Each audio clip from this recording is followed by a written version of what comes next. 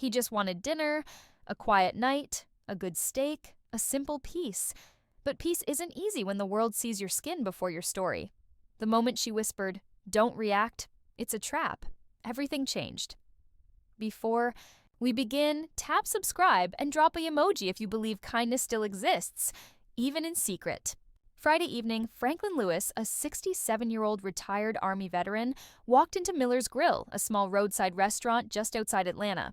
He wore his old black cap with the gold insignia, U.S. Army Veteran, a cane in one hand, calm dignity in the other. It was his favorite place, the kind with warm lights and the smell of grilled steak and butter. He nodded at the hostess, who smiled faintly. "Table for one?" "Always," he said with a soft laugh. He sat near the window, watching cars pass under the evening glow. Waitress Lily Parker, mid-20s, cheerful eyes, approached with a notepad. "Evening, sir. What can I get you?"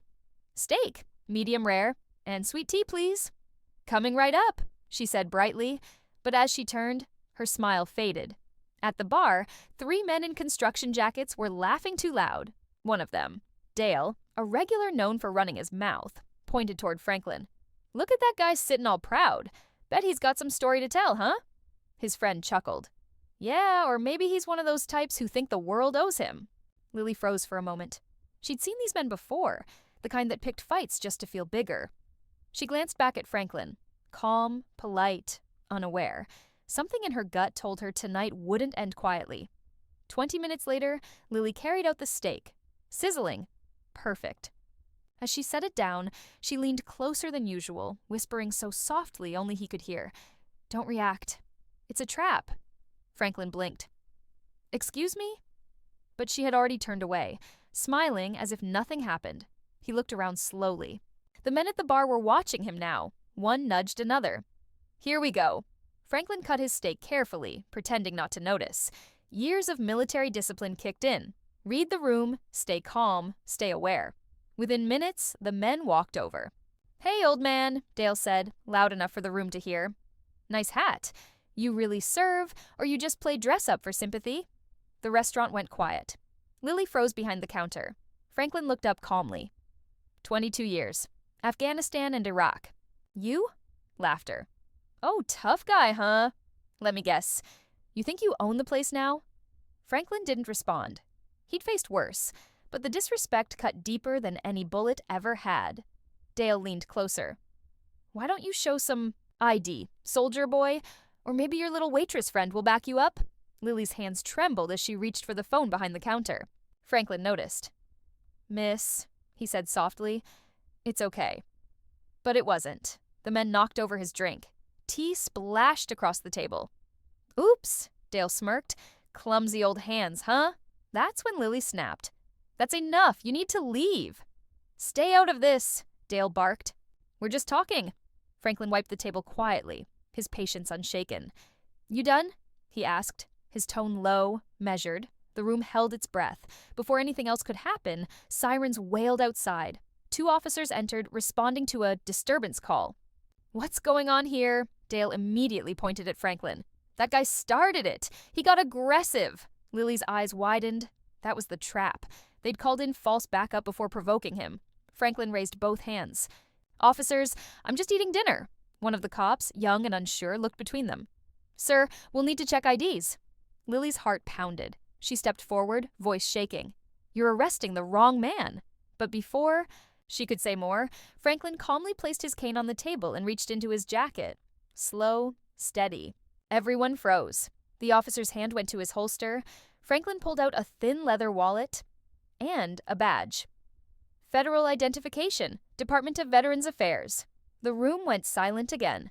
The young officer blinked. You work for the VA?" "That's right," Franklin said evenly. "I'm a field investigator for veteran fraud and abuse cases." He looked at the 3 men. "And funny thing, I was already looking into this restaurant for reports of harassment." Lily's eyes widened in surprise. You're investigating us?" "Not you," he said softly. "Them." He turned his gaze back to Dale. "You 3 run a subcontract under Miller's for veteran supply shipments, don't you? And you've been overcharging the government for 3 months. Dale's face drained of color. "That's crazy." Franklin's voice stayed calm. I've got signed invoices and witnesses. The officer looked uneasy. Sir, is this true? Before Dale could stutter out a lie, Lily spoke up.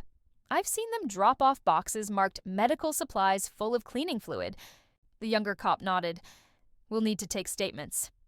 Within minutes, backup arrived. The three men were escorted out, their protest drowned by the shuffle of handcuffs.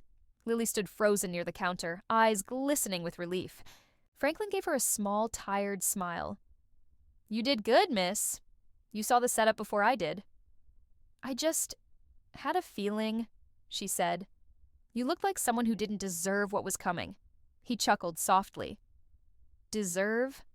After what I've seen, nobody deserves hate. Not anymore. As the crowd thinned, the restaurant owner, Mr. Miller, came rushing in. What on earth happened here? The officer filled him in briefly. Miller's face paled. Those guys were subcontractors. I had no idea. Franklin nodded. Then make sure you pick better ones next time. He turned to leave, but Lily stopped him. Wait, you didn't finish your steak. He smiled. I think I've had enough excitement for one meal. She boxed it up anyway. On the house. Consider it an apology from the world. 2 weeks later, the story hit local news. Veteran exposes corrupt subcontractors after diner incident. The footage showed Franklin shaking hands with police officers, his calm face glowing in pride. Reporters called him the silent witness, but he didn't crave fame, only fairness. He went back to Miller's Grill one quiet afternoon. Lily spotted him immediately. Back for round 2? Just wanted that sweet tea I never finished. They laughed. As he sat, she asked, Why didn't you ever get angry that night? Franklin looked out the window, voice steady. Because anger's what they wanted. The moment you lose your calm, you lose your truth. She nodded slowly. Guess that's why you were a good soldier. He smiled. No, that's why I'm still one. That evening, before leaving, he handed her a folded note. She opened it after he walked out. Inside were the same words she'd once whispered to him. Don't react. It's a trap. And beneath it he'd written, but sometimes staying calm is how you win the war. They tried to humiliate a man who had already faced hell, but when peace met hate, peace won. Quietly. If this story inspired you, hit subscribe, tap the bell, and drop an emoji in the comments.